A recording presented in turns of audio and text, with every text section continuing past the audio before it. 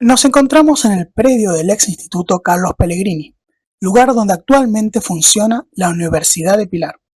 En este emblemático lugar, construido en la primera década del siglo pasado, cientos y miles de estudiantes pasaron por sus aulas, siendo un baluarte de la localidad y de la provincia.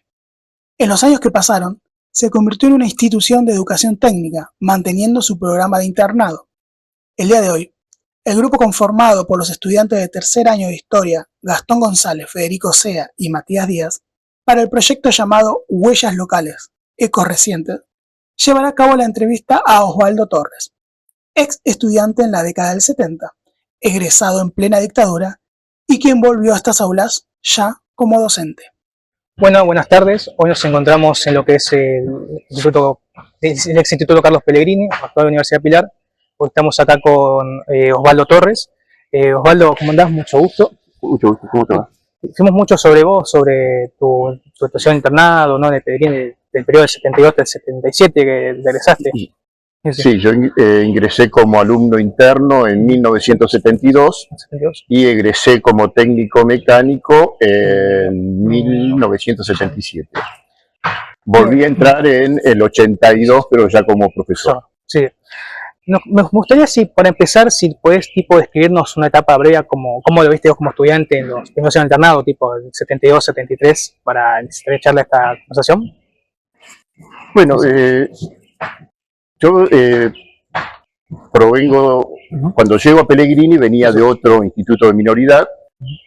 Yo en realidad ingresé a minoridad a los 2 años y a los 14 años llego a Pellegrini.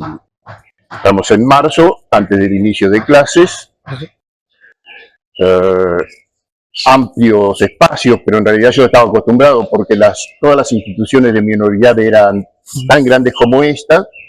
Se autoabastecían en ese entonces y llegamos con una camada, seríamos 10 compañeros que veníamos de un instituto que está en Olivera por Ruta 7. Estaba en esa época, ¿no? Después hubo un desmembramiento, minoridad se fue desentendiendo de los institutos, ya no había alumnos de primaria en institutos y quedó Pellegrini, que con el tiempo se fue mermando y no había más alumnos internos. ¿Cómo era la vida en Pellegrini? En realidad nosotros llegamos en un momento bastante álgido políticamente y lo vivíamos. O sea, en otro instituto, cuando hubo la transición del golpe de Estado de Onganía, lo sentíamos. Lo sentías de varias maneras. En el trato, ya decía, cambiaba el trato hacia los internos y hasta en la comida, en la vestimenta. La institución de minoridad por lo general te proveía de todo, desde alimento, obviamente cama, y vestimenta.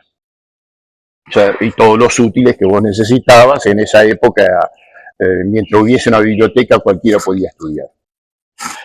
Yo llego con 14 años, bastante politizado, veníamos de otras instituciones donde la política se sentía, y llegamos acá en lo que era la negación de que Perón iba a volver o no al país. Eso lo vimos, bastante ágil. El 72 fue bastante tranquilo, pero ya se notaba que algo iba a cambiar. Marzo del 73 se dieron las elecciones, donde gana el que nosotros le decíamos el tío Cámpora.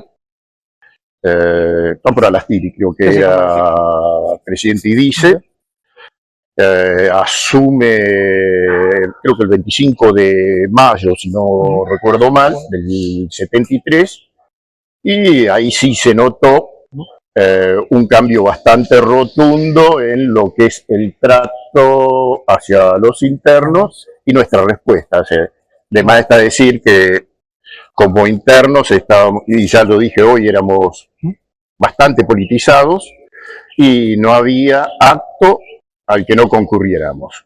Desde los actos por la candidatura de Cámpora hasta la elección de Cámpora, inclusive estuvimos en la plaza, ese 1 de mayo, en la plaza de los Imberbes.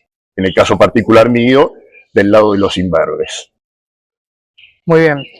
Bueno, vos te preguntaste para lo que fue después, acontecimiento del golpe, ¿cómo era el partido de Pilar? Porque en esa época, en la década del 70, si bien el instituto era un internado, ¿qué formas tenías en el día a día de vincularte con la localidad, ¿no? Si tenías la posibilidad de entrar y salir del instituto con toda normalidad. ¿Cómo funcionaba el Pellegrini? Bueno, el Pellegrini tenía varias obligaciones que eran ineludibles. Levantarse alrededor de las 7, desayunar 7:30, acá atrás estaba el comedor, esto era la cocina, y atrás de la cocina el comedor. 7:30 estaba desayunando y a continuación la formación, que se hacía con todos los profesores y celadores frente al mástil principal. Se izaba la bandera, aulas, y teníamos teoría hasta el mediodía. Almorzábamos y de ahí a los talleres. Normalmente teníamos 4 días talleres y un día educación física. Generalmente los miércoles educación física y los demás días hábiles talleres. Ahí hasta las 5 de la tarde, 5 de la tarde hacer la tarea, estudiar, recreación. Enfrente estaba la cancha de fútbol, pero había cancha de básquet, había cancha de tenis, cancha de vóley, pista de atletismo y para practicar lanzamiento de jabalina, salto en alto, salto en largo y en verano evidentemente natación, o en época de calor, ¿no? Así que y ahí la obligación. A partir de ahí quedabas libre. O sea, en realidad quedabas libre después de los talleres. El que tenía alguna actividad podía hacerla. La portería no tenía ni siquiera portero, entraba y salía. Aparte nosotros nunca salíamos por la puerta principal, sino que rompíamos el alambrado del fondo en la esquina, ahí camino a Fábrica Militar y salimos por ahí. Era más corto y nos ahorrábamos una cuadra. Ahí está. Después, qué sé yo, en el caso de Pilar, cuando yo estaba en primer año, ya fui contratado por un estudio de arquitectura de Pilar, estaba en primer año de técnica, ¿no? Donde empecé haciendo copias de plano y terminé al cabo de 10 años haciendo planos de desagües industriales. La relación con Pilar, en los 72, 73 al principio, era muy raro, pero nosotros vivíamos, Pilar fue un caso muy extraño, donde en todo el país ganaba el peronismo en las elecciones. El peronismo de Pilar se pelearon entre ellos, no presentaron lista y fue uno de los pocos lugares donde ganó la Nueva Fuerza. En ese entonces, el Beto Ponce de León como candidato a intendente, que para muchos de nosotros era muy extraño, tan extraño que dan el golpe de Estado y lo confirman a él como intendente. Así sería ideológicamente, ¿no? Y lo vivíamos y lo sentíamos así. Bien, justamente mencionaste Ponce de León y el tema del golpe. Ahora yo quiero decirte, ya aconteció el golpe y vos estabas en el periodo 76-77 todavía en el Pellegrini. Queremos preguntarte si pudiste notar algún cambio, ¿no?, en el funcionar del instituto o si se mantuvo a cierta normalidad. No, la normalidad propia de esa época. A ver, nosotros empezamos a sentir algunos cambios ya con la muerte de Perón. Ya el cambio de gobierno hizo que se resintieran ciertas formas de trato coloquial, amistoso que había.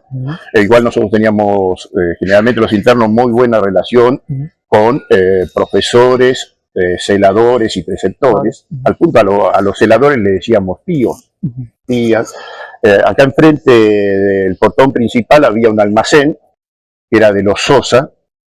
El almacén se llamaba El Rechifle, y hace a un acontecimiento que ocurrió a fines del 71, antes de que yo ingresara, pero la historia se contaba. Había un director que quiso castigar a los alumnos internos prohibiéndole ir a la cancha y recrearse. los internos lo que hicieron es, se sentaron en el medio de la cancha. O sea, se habían rechiflado contra la autoridad. Y hasta que no levantó la sanción, no se levantaron de la cancha. Como terminó la historia, removieron al director y en épocas medio extrañas, porque eran bastante extrañas, a ver, desde lo que ocurría con las represiones, operativos independencias y cosas por el estilo que había dando vuelta por nuestro país, ¿no? Después, ¿qué se sintió en cambio después del golpe de Estado? Sí. La disciplina interna era la misma, sí notamos que algunos celadores eran trasladados a otros distritos, a otros institutos de minoridad. Ya salir se complicaba, que paraban cada 2 por 3, nosotros generalmente íbamos caminando, pero si tomabas un colectivo acá en la esquina, había un almacén en Mistrelli,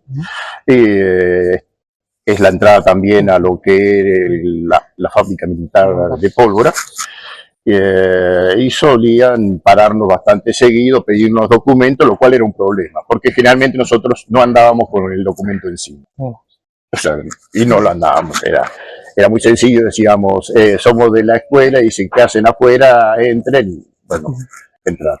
O sea, pero la mayoría de los pibes que nos pedían la documentación eran colimas, o sea, tenían en algunos casos menos edad que nosotros, o sea, porque ya se había hecho el cambio de pasar de los 21 a los 18 años, la colima, y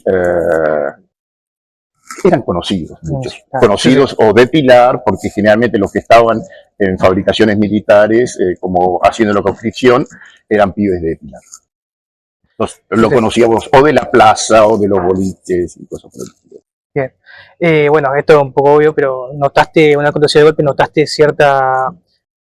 ¿sufriste algún cambio en tu vida cotidiana, no? Si se ¿no? Sí, cuidarse. A ver, nosotros teníamos en los pabellones, el pabellón donde estábamos nosotros era el pabellón que ahora sigue destruido, es muy parecido al que ahora funciona la Universidad de Buenos Aires. En el Altillo nos reuníamos desde el 72, 73, hacer nuestros debates políticos, desde escuchar música, escuchar los discos. En ese entonces los discursos de Eva o de Perón se escuchaban en disco. Yo recuerdo allá, creo que fue por el 70 y pico que ya se hablaba de una posible vuelta y andaba circulando un disco simple. De un lado había una proclama y del otro lado una canción de Serrat. Veíamos cine en Super 8, todo en el Altillo, clandestino, pero no teníamos mucho control. O sea, estoy hablando del 72 al 75, fines del 75. Y ahí veíamos algunas películas de cine liberación, con debate y todo lo que significaba, y algunas lecturas. Por ejemplo, no sé, se me ocurre lectura El hombre mediocre de José Ingeniero, ya estaba circulando, pero a mansalva. Bien, bueno, creo que también esto se ocurrió algún hecho de censura, libertad de expresión, ¿viste? Que puedas recordar en esta época. Sí, como censura, sí. A mí yo estuve los 6 años como abanderado de la escuela, o sea, yo trabajaba, pero además tenía facilidad para estudiar. Y en el 77, el acto de egresados, prohibieron mi discurso. O sea, yo sabía que lo iban a prohibir porque había una crítica muy fuerte a determinados aspectos de la institución que hacían fundamentalmente a que no estábamos conformes con ciertas cosas que había. Por ejemplo, ciertas limitaciones en la posibilidad de investigar o estudiar. Ahí estaban las limitaciones muy duras. Justo en esa época vino un compañero mío de otras instituciones que era coronel, él se llamaba, falleció ya, Juan Domingo Chemelo, que era coronel, y leyó el discurso y dice, te prohibieron esto, y dice, son unos giles, así nomás, No, sí. son unos giles. Estoy hablando de el 77, pero ya había ocurrido en la institución algo que marcó el 16 de junio, que fue el secuestro y desaparición de Evangelina Marta Gallegos Villalonga, que era una asistente social que gracias a la gestión de ella nosotros pudimos tener nuestro documento nacional de identidad. Pues nosotros generalmente andábamos con la cédula de identidad, que era nuestro único documento, y todos habían olvidado de que teníamos como que nuestros referentes o tutores tenían la obligación de documentarnos y acceder al DNI. Accedimos gracias a la acción de a la acción de esta asistente social. Sí, justo nosotros también vimos un caso de Evangelina, ¿no? Sobre el caso que le dio en 2015 una amiga sobre su situación. ¿Vos tenés relación con ella, no? ¿Tipo de política? No, yo en particular no, salvo lo que es el trato para el trámite del documento. Porque generalmente yo después de los talleres, a las 5 me iba a trabajar y volvía a las 12 de la noche, no tenía mucho tiempo. O sea, me levantaba, iba a estudiar, comía, iba a los talleres y después a trabajar. O sea, no tenía. Pero sí hubo un compañero mío, Valentín Fodaro, que fue muy allegado a Evangelina, que fue el que realizó toda la investigación de lo que había pasado con Evangelina. O sea, la situación fue bastante rara. Los sucesos creo ya lo han contado varias veces en Pilar, pero era un día termina su horario de trabajo, 2 de la tarde, se da cuenta Evangelina que había 2 vehículos frente al rechifle, no quería salir, hasta se comunicó con el que era director, en esa época un señor Interlandi, y él le dijo que no pasaba nada, que estaba todo bien, y bueno, salió cerca de las 4 y ahí fue cuando la secuestran, y por lo que contaba Valentín, es pasando el puente de Panamericana, en Ruta 25 había una estación de servicio y ahí es donde las encierran, la bajan de los pelos, a ella y a otra señora más, que liberaron a las 24 horas. Pero Evangelina sigue hasta el día de hoy desaparecida. Entiendo.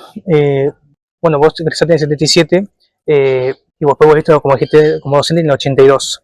En el 82, sí.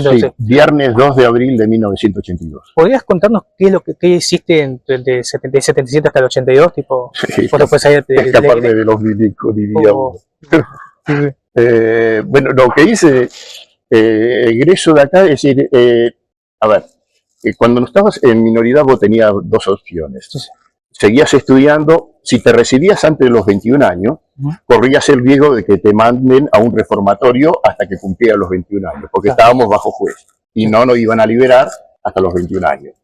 Entonces lo que muchos de nosotros hacíamos era repetir en la primaria para llegar a una edad acorde, como para que nos queden 5 años si estudiabas en Alvear, o 6 años si estudiabas en Pellegrini, para llegar a los 21 justito y ahí mandarte a mudar.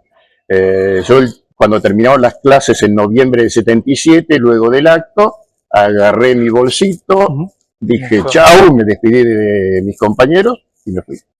Ahí fui a parar con mis viejos, que para colmo de males vivían en Avenida Sarmantín y Treyes, en el barrio La Paternal, donde iba a ser la estación de tren hasta La Paternal, y yo seguía trabajando en Pilar.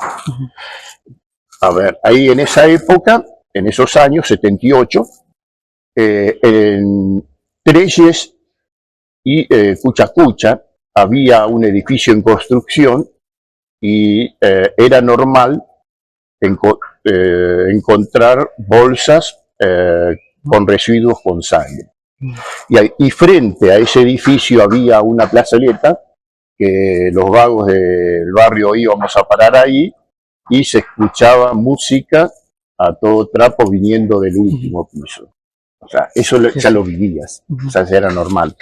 Después, yo ingreso al Instituto Nacional Superior del Profesorado Técnico, que estaba en Triunvirato y Plaza, a hacer la carrera de profesor en disciplinas industriales. Era normal tener como compañeros de salón gente que no podía disimular que era o servicio o policía o fuerzas de seguridad. Además llevaban las armas y eran muy visibles y muy tontos a la hora de copiarse en los exámenes. Entonces lo descubría fácil. También, bueno, en esa época yo recuerdo una docente que nos daba legislación, ética y deontología profesional, y donde estudiábamos un estatuto viejo, el estatuto del 58. Yo me acuerdo, la señora era muy peronista, demasiado, estoy hablando de 78, y nos hacía leer el artículo 52 y sus incisos de ese viejo estatuto. Y nos decía, esto no lo tienen, nos lo quitó Onganía en el 68, aplicado a partir del 69, pero en algún momento hay que salir a luchar por esto. Y el artículo 52 hablaba del régimen de jubilación docentes y decía algo así como que los docentes podíamos jubilarnos con 25 años de servicio sin límite de edad y con el 82% móvil. Obviamente, cuando se da la reforma previsional de Onganía, una de las primeras cosas que voltea es ese artículo. Algunos incisos de ese artículo y quedó la situación docente como estaba. Sí. O sea, eso marcó. Después, en el profesorado, bueno, era el lugar del bar del profesorado, era una cueva de servicios. El interventor era un ingeniero militar. Y recuerdo que antes de recibirnos nos quisieron modificar el plan de estudio agregando 2 materias más, y con una compañera iniciamos un juicio al profesorado, razón por la cual tuve que huir otra vez. Yo de 78, después del Mundial, me fui de la casa de mis viejos, porque ya sabía que me estaban buscando. Esas cosas uno las sabía porque iban cayendo otros compañeros. Que se me cayeron los de Resistencia Libertaria, que era el grupo anarquista armado que fracasó pero rotundamente, y fueron exterminados casi todos. Bien. Bueno, volviendo un poco, ya bueno, volviste al Instituto del 82, ya eras docente. Sí. Bueno, justamente vos llegaste el 2 de abril, que fue durante la Guerra de Malvinas, ¿no? ¿Cómo? Justo, yo empecé, sí. Me convoca una persona que era regente, que había sido profesor mío de matemática en segundo año, Pascual Visconti. Sí. Me llama para cubrir las clases de la materia metalurgia.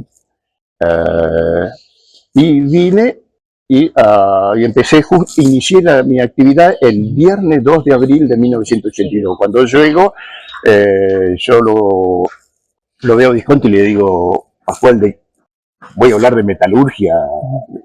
Dice, no, bueno, mantenerlos entretenidos.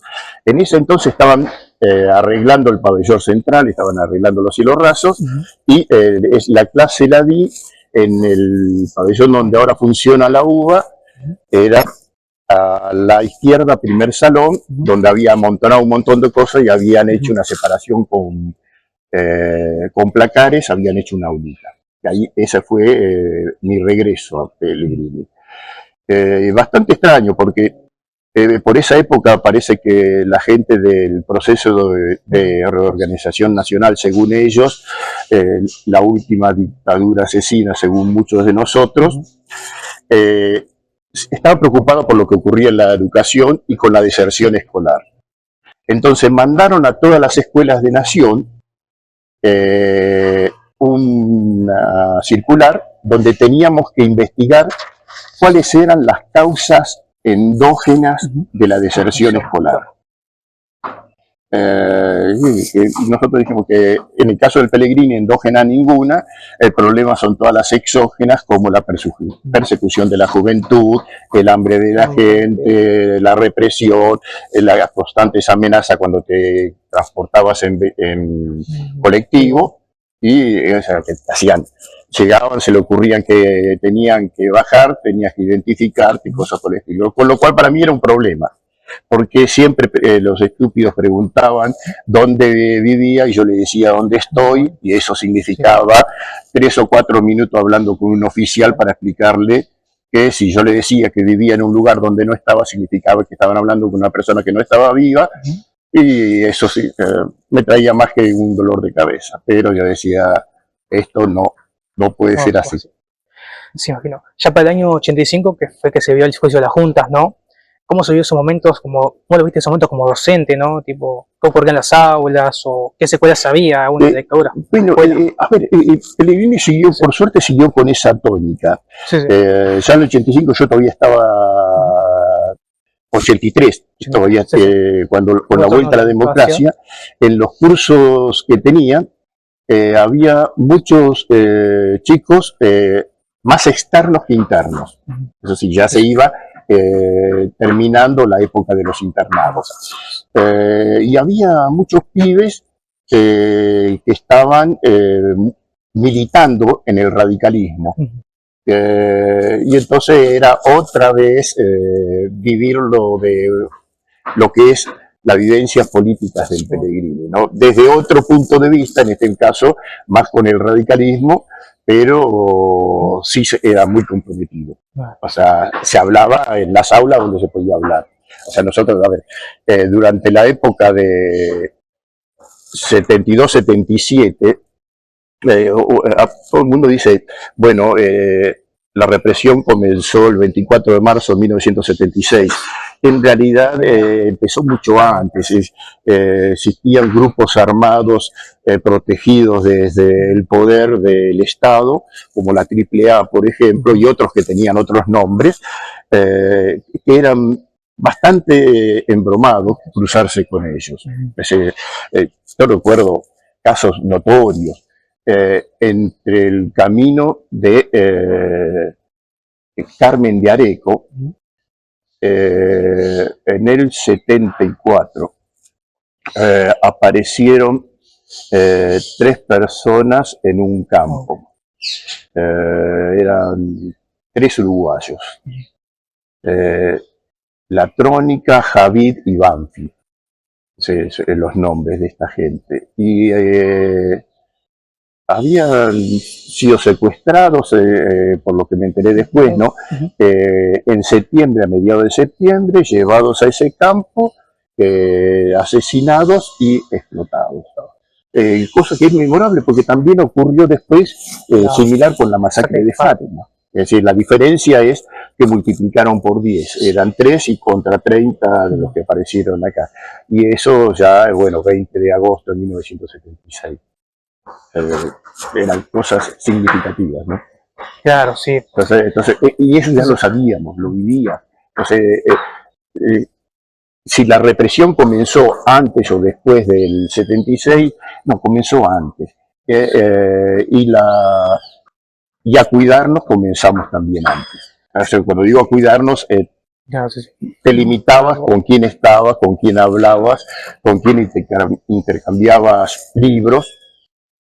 Qué sé yo, a ver, había un disco viejo de Montoneros, de Huerquemacum, había La Juventud para la Liberación, de Piero y Marilina Ross, que también se escuchaba, había una cantata 17 de octubre, que también se escuchaba, y todo circulaba casi en forma clandestina. Bueno. Sabes que, bueno, metí un poco lo que es al 85, pero bueno, tenemos que volver un poco si pongo un poco atrás al 83, tipo, bueno, al retorno de la democracia. ¿Cómo repercutió para vos la democracia al aula en el instituto, por ejemplo? Y yo tenía pocas horas en la escuela. Empecé teniendo, eran 3 horas de metalurgia, casi no estaba poco, pero sí noté metalurgia era una materia que se daba en 4º año. O sea, ya tuve la ventaja de tener siempre los últimos años de la carrera, 4º, 5º y después 6º. Sí, un gran compromiso de lo que eran los jóvenes, descendidos muchos, festejando muchísimo, aquellos que eran radicales, por supuesto. Sí. Nosotros lo mirábamos pasar. Mis compañeros peronistas lo sufrieron muchísimo, aún profesores, y eso, o sea, era una etapa distinta. En los internos había muy pocos. Yo tenía comunicación con ellos por la relación de haber sido interno yo también. Hablábamos bastante, pero ya ellos estaban menos politizados de lo que estábamos anteriormente. Pero sí, a ver, qué sé yo.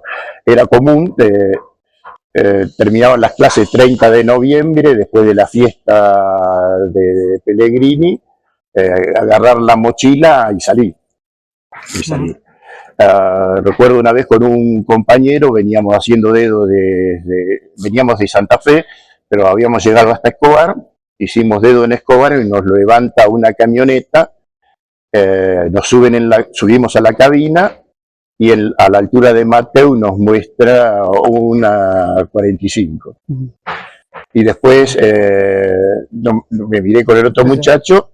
Dice, no, que nos muestra la credencial, quédese tranquilo que somos de la Fuerza de Seguridad, lo cual fue nuestra mayor preocupación. O sea, a la altura de Villarrosa le dijimos, nos bajamos acá, porque era más peligroso ellos que otra cosa. No, claro, ¿cómo tipo se hablaba, se decía, ¿no? Se escuchaba algo así en el país, ¿no? Lo que fue el retorno de la democracia, ¿no? ¿Cómo se hablaba? ¿Qué se decía, digo? A ver, había mucho, en general había mucho desconocimiento por lo que había ocurrido en el país desde el 74 al 83. O sea, muy poca gente conocía sobre los desaparecidos, no tenía ni siquiera idea de quiénes eran, aquellas que llamaban las locas de Plaza de Mayo. No tenía ni idea de que Pérez Esquivel había ganado el Premio Nobel de la Paz por su intervención y denuncias desde el Servicio Paz y Justicia. No tenía ni idea de la cantidad de personas que habían sido secuestradas, supuestamente detenidas, torturadas, desaparecidas. No mucha gente tenía idea, y decía el clásico ese que figuró en el 78 en contra de la campaña de la revista Gente, que decía, los argentinos somos derechos humanos, nosotros decía, pero ellos son más humanos que nosotros, le poníamos el cartel, o recordar, qué sé yo, el 78 y 79 con el Mundial y el Mundialito, qué sé yo, grupos del profesorado salíamos en el 78, después de cada partido, a agasacar a la gente que estaba en el Sheraton Hotel. O sea, tratando de desviar la columna que iban festejando, y la policía te la desviaba para otro lado. Pero sí, eso se hablaba en general. Se hablaba mucho con tus colegas, ¿no? Sobre lo que pasaba, ¿no? Desde la que fue el proceso hasta lo que es la democracia. Sí. Sí. Con los profesores, sí. Bueno, de hecho, una de las cosas, mi primer gran mentira para ingresar a la administración pública de Nación, que era Carlos Pellegrini, te hacían llenar una ficha, que era una declaración jurada, donde vos tenías que jurar que no tenías nada que ver con ninguna actividad ni grupo subversivo. cosa que firmé descaradamente, como ellos decían que no tenían nada que ver con la desaparición de personas. Qué sé yo. Yo, por ejemplo, recuerdo que cuando se dio el 20 de agosto del 76 la masacre de Fátima, a los pocos días las autoridades nacionales salieron a repudiar el atentado diciendo que quienes lo habían hecho eran delincuentes, asesinos, vendepatria y cosas por el estilo, cosas que tenían razón, pero eran ellos. Pero contaste con docentes y compañeros, ¿no? Durante con los compañeros de trabajo, a ver, yo tenía suerte de que muchos de ellos ya me conocían y lo conocía de cuando yo fui estudiante acá. Entonces ya sabían cómo pensaba y yo sabía con quién no tenía que hablar. A ver, nosotros teníamos dos docentes con los que podíamos hablar sin ningún problema. Una era Pepita Muñoz, profesora de lengua y literatura, que en aquellos años oscuros nos hacía escuchar el disco de Joan Manuel Serrat, de Miguel Hernández. Era todo una cosa rara, porque él había estado en España durante la época de la República y ya era una cosa. Después tenías una profesora, Alicia Carota, que nosotros, los más politizados, le decíamos la guerrillera, así que imagínate lo que sería ella. Pero justo tenía instrucción cívica, de que después fue ERSA, Estudio de la Realidad Social Argentina, según la versión del proceso. Bien. Yo hacer una pregunta más como, ¿qué significó la dictadura para vos? ¿Viste? ¿Sentís que repercutió de forma profunda en tu vida la dictadura? Y, a ver, para mí significó el hecho de, a ver, la viví como lo que era. Sabía que eran nuestros enemigos, tenía bien claro eso. Sabía que me tenía que cuidar de ellos. Sí. Tuve que cambiar de lugar de vivienda varias veces. De la casa de mi viejo me tuve que venir a Pilar, a una casa ahí en Camino Acosta. De ahí, una vez por el juicio que habíamos iniciado al profesorado, la allanaron. Se llevaron algunas cositas de ahí, libros, no sé para qué, porque no los usarían. Después volví a Capital, la calle Corrientes. Yo tenía que huir más cuidado de mi mamá que del ejército, porque mi mamá tenía no sé, ese don de poder encontrarme siempre. Y yo digo, si me encuentra mi mamá, me pueden encontrar los estúpidos de los milicos, así que me tenía que ir. Yo cuando mi mamá me encontraba, yo me iba. Y ahí después estuve en una casita en la Villa Verde, atrás de la estación, sobre la calle de tránsito pesado, pero también por mudarme.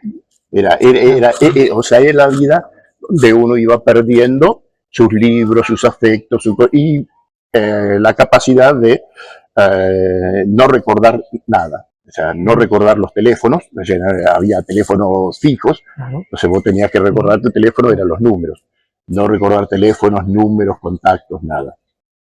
Es la capacidad de olvido que le decíamos nosotros. Bien. Bueno, justamente que otro año, 2026, ya se van a cumplir como 50 años, ¿no?, del golpe de Estado. Me gustaría, ¿qué te gustaría decirnos al respecto, ¿no? ¿De qué forma te gustaría que los futuros estudiantes o futuras generaciones recuerden en lo que sucedió hace 50 años? A ver, que recuerden fundamentalmente por qué se dio el golpe. A ver, el golpe, muchos creen que se dio para sacar al peronismo. El peronismo estaba de entonces, fallecido Perón, María Estela Martínez no tenía mucho que hacer, el brujo era casi quien manejaba a su antojo lo que ocurría con el país y la represión. La legislatura era muy levantamano a lo que querían los milicos. Y lo más triste es para qué lo hicieron. Es para imponer un sistema económico que ya se había dado en Chile en el 73, en Uruguay también, 75. sí, más tarde, Sí, sí. Imponer una doctrina que era, en Chile era los Chicago Boys, pero era eso, la destrucción del sistema productivo, la apropiación de los recursos naturales y el sometimiento a un régimen de esclavitud de los nativos de estos países a través de lo que fue el Plan Cóndor. Es decir, la represión era nada más que acallar las voces de aquellos que podrían ser los primeros en oponerse a estos planes. Yo recuerdo a 1977, 2 de abril, José Alfredo Martínez de Hoz da un discurso de su plan económico y Olmos denuncia, Alejandro Olmos, denuncia a José Alfredo Martínez de Hoz y a toda la cúpula del poder económico de que estaban tratando de destruir la economía del país, y fue un juicio raro. Todavía están los juicios, lo que usted quería saber de la deuda externa. Es espeluznante. Y encima un juez que dijo que tenían razón este señor y fue verdaderamente un avanzado a lo que pasó. Y a las generaciones, que es la pregunta, que está ocurriendo casualmente, ocurrió ya en el periodo 2016 al 2019, y está ocurriendo actualmente lo mismo, que se están imponiendo los planes económicos que en su momento justificaron y sostuvieron con el golpe de Estado y los milicos en el poder. O sea, entonces, darse cuenta de eso. Si tuvieron que utilizar las Fuerzas Armadas para imponer ese plan económico y ahora utilizan a la justicia y en parte al poder legislativo para poder imponer estos planes de saqueo a los recursos y bienes de un país, evidentemente algo no está bien con lo que está ocurriendo en la República Argentina. ¿Vos decís que hay algo que no debemos olvidar como sociedad para estas futuras generaciones? Sí, exactamente. Es decir, no se puede, no se debería admitir, no se debería admitir que se enajenen los bienes de la nación a beneficios de unos pocos, entonces, por decir algo. Quita de retenciones que beneficiaría a todos los productores, termina favoreciendo únicamente a 8 grandes concentradores del poder de exportación de la soja. Y en 3 días hicieron la plata que no sabían en cuánto iba a ser, y se privó al Estado de 1.500 millones de dólares. Algo no funciona bien cuando se benefician unos pocos. Ahora están hablando algunos empresarios y gente de la economía que pretenden llevar la jornada laboral a 13 horas. Oye, sí, a ver, si los echan con 8 horas de trabajo, 13 horas los van a echar igual, y no tienen empacho de echar, por ejemplo, a las 300 personas que despidieron de ILVA, de 20, 25, 15 años de dedicarse a la empresa y ponerse la camiseta de la empresa, y por ahí muchos de ellos hasta votar a La Libertad Avanza, y resulta que los echan como si nada y le deberían pagar la mitad de la indemnización según la situación actual, y no le quieren pagar ni siquiera eso. Entonces, tenemos que, si van a ir a la jornada de 13 horas, yo voy a estar contento en cuanto podría significar el resurgimiento del anarquismo. Otra vez vamos a salir los anarquistas a la calle a pedir la reducción de la jornada laboral a 8 horas y, si es posible, a su extinción. Bien, bueno, justamente si querés, para ir cerrando, ¿no? Te puedo hacer una pregunta que es importante, me gustaría que nos pueda decir. A ver, mirando hacia atrás, ¿qué aprendizaje de esa época crees que es indispensable para cuidar la democracia de hoy? Por ahí lo que hicimos muchos de nosotros en los 70. Muchos de nosotros tuvimos la opción de poder tomar el camino de las armas, y tomamos el camino de la educación. Creemos que la mejor arma para poder lograr una concientización de nosotros como trabajadores y formadores de trabajadores era el sistema educativo. Entonces, esto es lo que tendríamos que tener en cuenta. Muchos dicen se perdieron los mejores hombres, se perdieron los más combatientes. Muchos de los hombres que no lucharon arriesgaron también su vida de miles de maneras. Y la manera más sencilla es seguir ayudando y convencidos de las ideas que teníamos entonces. Y que es simplemente respetar al ser humano, no admitir ningún tipo de dictadura, autoridad dirían algunos, yo diría, yo soy por ahí bastante extremo, a los directores de las escuelas les digo representante de la patronal en la escuela, no directores, entonces eso ya me lleva a un punto de no ser sojuzgado por nadie. O sea, creo que todos nosotros deberíamos entender que las herramientas para poder transformar nuestra sociedad es la educación, el trabajo y el respeto por uno mismo, que significa luchar por nuestros propios derechos. Dale, muchas gracias, Osvaldo. Gracias por esta entrevista. Queremos agradecerte por venir, muy copado.